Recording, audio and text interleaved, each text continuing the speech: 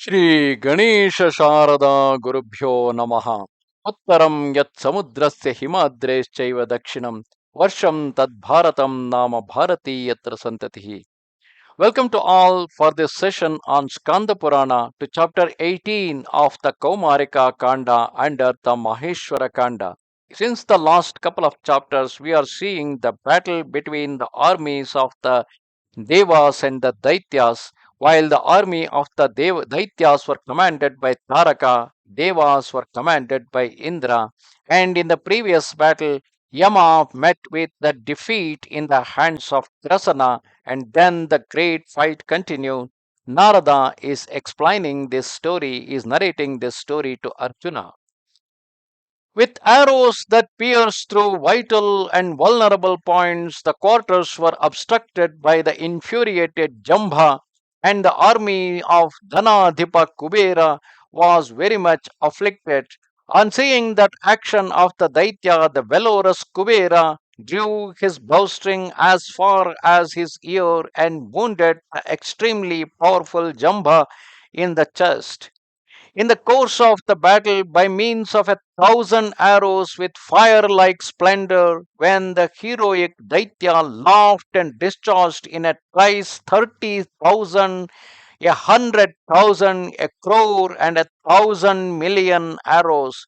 On seeing his quickness, the infuriated Dhanadhyaksha seized a great mace and hurled it at him in the manner in which a person desirous of heaven throws off throws off means it's lavishly donating his wealth.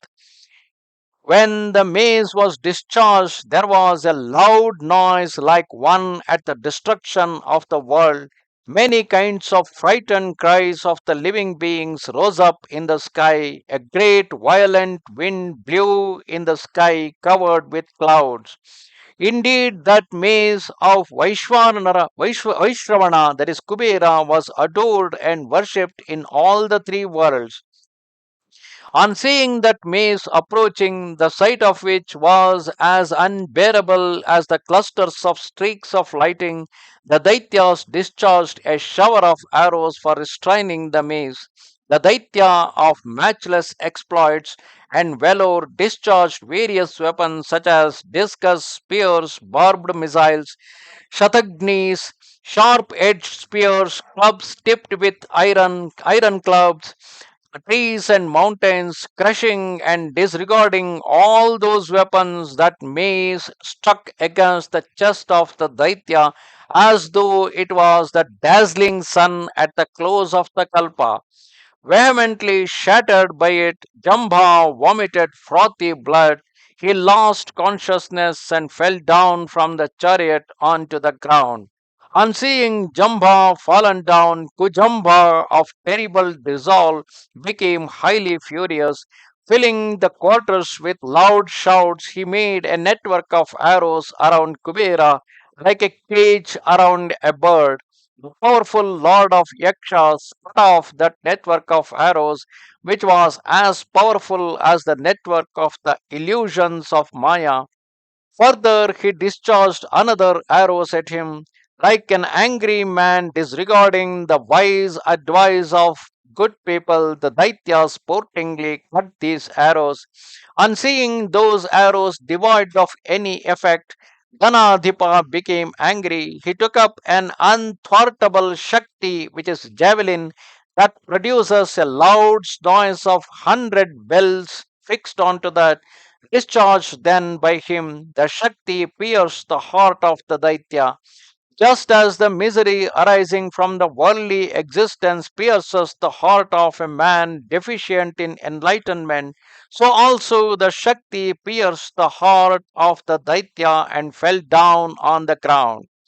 Within a moment, the Dhanava of terrible form steadied himself. The Daitya then seized a sharp edged spear that could split even mountains, just as a vicious man breaks the heart of a man of nobility and dignity through harsh words that rend all vital and vulnerable points. The Daitya pierced the chest of Dhanadha, that is Kubera, in the course of that battle by means of that sharp edged spear. On account of the stunning blow of that sharp edged spear, Ganesha swooned. Just as a good man, on hearing the vile words of a wicked man, breaks down, so Kubera dropped that he sat on the seat in the driving box of the chariot. On seeing him in that posture, as though dead, Lord Nirruthi, the Rakshasa guardian of the southwest, followed by the army of Nishacharas, that is, night walkers, speedily rushed at Kujambha of terrible exploits. On seeing the inviolable and unassailable lord of Rakshasas, Kujambha urged and immobilized Daithyas against the chariot of the lord of Rakshasas. On seeing the army that was excessively terrible and that had very powerful missiles mobilized against him, Nirarathi hurriedly jumped off from his chariot with a keen edged sword and a shield in his hands. He rushed at the chief of the Rakshasas, basically the chief of the Daityas. Just as an elephant enters a lotus pond and stirs it up, so also he entered the army of Danavas and agitated it in many ways. He pulled out thousands of them and chopped them off with his excellent sword. He cut and pierced hundreds of others. He filled the ground with the faces of Daityas, wherein the lips had been kept bitten by them with their teeth. Then, on seeing his own army almost annihilated, the Daitya Kujambha left off Dhanapati Kubera and rushed against Nirarathi, the head of Rakshasas. In the meantime, Jambha regained consciousness. He captured the followers of Dhanadhyaksha alive and bound them in 1,000 ways with nooses and ropes. The jewels in embodied form, as well as the treasures such as Padma and others, and all the divine vehicles and aerial chariots, were thus captured by him. On regaining consciousness, Dhanesha Kubera saw such a situation and he heaved a deep, hard sigh. Due to fury, his eyes turned copper colored. He meditated on the divine missile of Garuda. Fixing an arrow on his bow, he discharged that arrow that could tear into the enemies in the middle of the army of Danavas. At the outset, the bow was seen with flames of fire blazing from it. Then crores of sparks arose from that bow. Then the missile made the entire sky all round filled with flames. On seeing that missile, Jambha of terrible exploits immediately released the Samvarta missile. Then the Garuda missile became quelled thereby. Thereafter, the Danava, highly excited with wrath, looked at Kubera. He roared and rushed against Dhanadha on foot. On seeing the Daitya coming towards him, Kubera became bewildered and he was about to flee. As he was running away, his brilliant crown, adorned with gems and jewels, fell on the ground like the disk of the sun falling from the sky. His followers thought thus the defeat and breakup of the Akshas of great nobility has begun in this battle. It is proper to die in the front line of the battle. It is an ornament for us. Thus resolved the inviolable followers of Dhanada, equipped with different kinds of weapons and missiles in their hands, they were determined to fight. Those Yakshas who valued their honor as the greatest wealth stood encircling the crown. Looking at them with great indignation, the Danava, full of vehement heroism, took up a Bhushundi missile as weighty as a mountain and very terrific in shape and size. He then thrashed and pounded the night walkers who were protecting the crown. After crushing them down, who numbered 100,000, and after defeating Dhanada in battle, enemy of immortal ones placed the crown. the treasures and the wealth looted in his in his own chariot.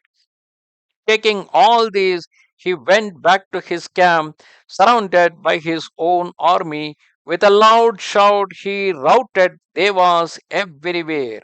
Kubera, who was deprived of all his wealth and had the hair on his scalp disheveled, was excessively frightened. He returned on foot alone and remained in a dejected mood like a wretched person.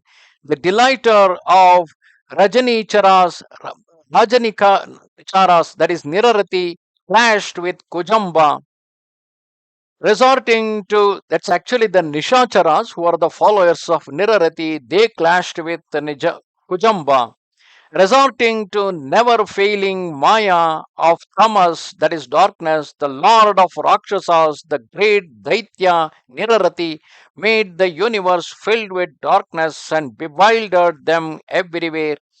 Thereupon the armies of Danavas lost the power of sight. They were unable to proceed ahead even from one step to another. Thereupon Lord Nirarathi killed the great armies of Danavas by showering different kinds of missiles on them. Those armies were very much covered with thick darkness. When the Daityas were being killed, when Kujambha was in a perfect state of mind, Mahisha, the leader of Danavas, who resembled the cloud as at the close of the Kalpa, discharged the missile Savitra, having Savitra, the sun god, as its deity. That missile Savitra, adorned with mass of meteors. When the blazing supreme missile Savitra manifested and spread everywhere, the extremely terrible darkness was dispelled. Marked by the sparks and flames of the missile, the darkness turned white like a lake full of full blown lotuses and devoid of impurities, turning white in autumn. Then, when the darkness disappeared, the chief Daityas regained the power of their eyes. With ruthless vigor and speed, they wrought wonderful havoc in the army of Devas. Then, taking up his terrific bow and the arrow comparable to a serpent, Kujambha rushed hurriedly towards the army of Rakshodeva Nirarati. On seeing them approaching, the leader of Rakshasas, that's basically the Rakshodeva, Nirarati went close to him and pierced him with sharp arrows having the sound similar to that of Kala, the god of death, and thunderbolt.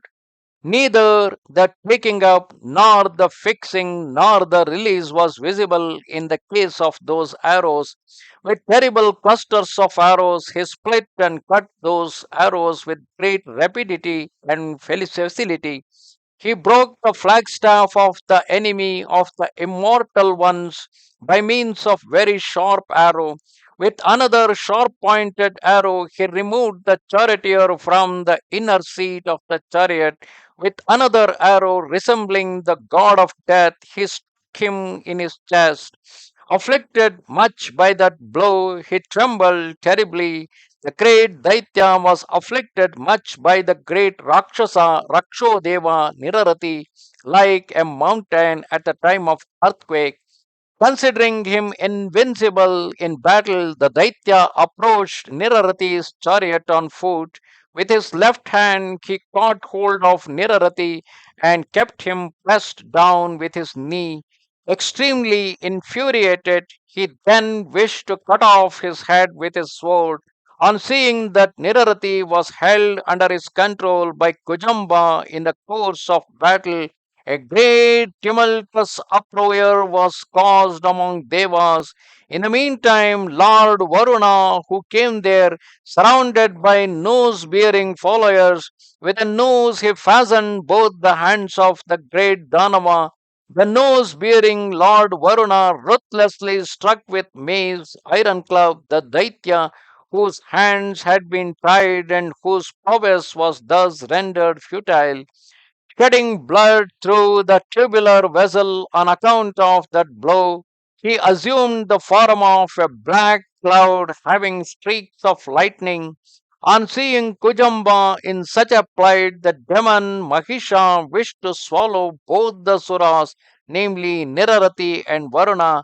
The keen curved teeth made his mouth powerful. Without making any noise, he opened his mouth. Both of them observed the evil intention of the Daitya and became frightened. Abandoning the chariot, they quickly fled from the place on foot. Afraid of Mahisha, both of them sought refuge in the chastiser of Paka, that is Indra. The infuriated Daitya Mahisha rushed at Varuna. On seeing him about to fall into the jaws of death, the moon god discharged a weapon in the form of a thick boulder of ice. The moon god sent a second matchless missile presided over by the wind god. The limbs of the armies of Asuras burned all round because of the dry, fierce wind, cold and huge boulder of ice, and the weapons wielded by the moon god. All the Danavas were distressed much because their manliness and courage was chilled and frozen. They were unable to take up any weapon. They were unable to move too. With his mouth quaking with chillness, Mahisha remained inactive. He sat with his face turned downwards and the hands clasping the shoulders. All those Daityas who could not take any counter move were conquered by the moon god. Abandoned altogether all their desire for battle, they stood there eagerly trying to save their lives. Thereupon Kalanemi, who blazed with anger, spoke to the Daityas. O impassioned ones, you have mastered all missiles and weapons. You are cruel. Each of you is competent to hold aloof the entire universe by means of your arms. Each of you is competent to swallow the entire universe consisting of mobile and immobile beings. The entire horde of heaven dwellers is no match unto each of you severally.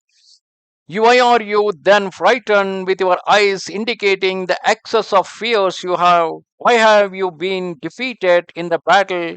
This is not proper on the part of heroes, especially of those born as Daityas.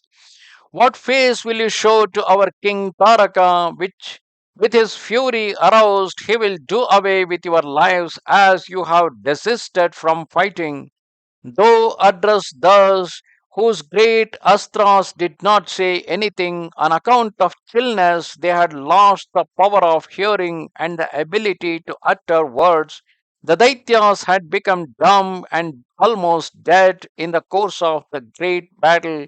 On seeing those Daityas absent minded and utterly afflicted with chillness, and thinking about his duty befitting the occasion, Kalanemi, the great Asura, resorted to Manavi Maya. He expanded his huge body and filled the sky, the quarters, and the intervening spaces. The great Danava created 10,000 suns in his body.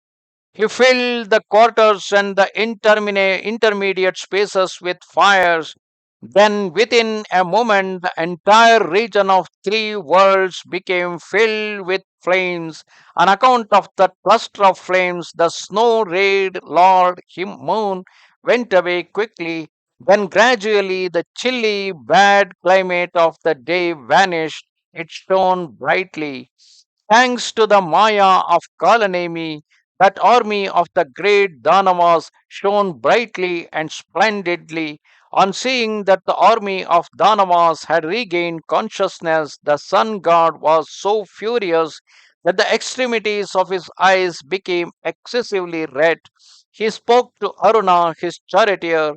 The sun god said, take the chariot quickly to the place where Kalanemi has his chariot. In the fierce conflict there, all the living beings will be destroyed. The moon has been defeated, the moon whose strength we had relied upon.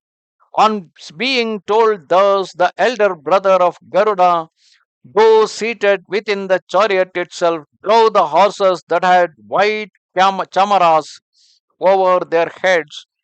The Lord of the light of the universe seized a well strung bow, O son of Pandu, that troops of arrows had immediately a luster like that of poison. He fixed a missile presided over by Shambhara, the demon juggler, and discharged an arrow. He discharged a second arrow too, combined with Indrajala, that is a magic. The Shambhara missile created an interchange in their forms with a movement. Devas were given the form of Danavas, and Danavas were given the form of Devas. Overwhelmed by anger, like Kanta, that is basically the god of death, at the time of annihilation of the world, Kalanemi killed his own people, the Rakshasas, through the awful dexterity in the use of missiles because he thought them to be suras. It is basically an Indrajala which turned all the suras into asuras, and asuras looked like the suras.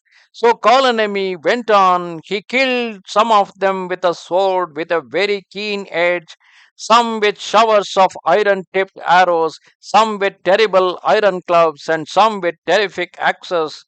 He made the heads of some, the arrow arms of some, and the charioteers of great energy of others fall down from the chariot. Some he pounded by the speed of the chariot, some he thrashed by the fierce blow of his fist. Thus ended chapter 18 of Kaumarika Khanda under Maheshwara Khanda in Skanda Purana. Namaste Sharada Devi Kashmira Puramasini Twamaham Prarthaye Nityam Vidya Danancha Dehime. Bye.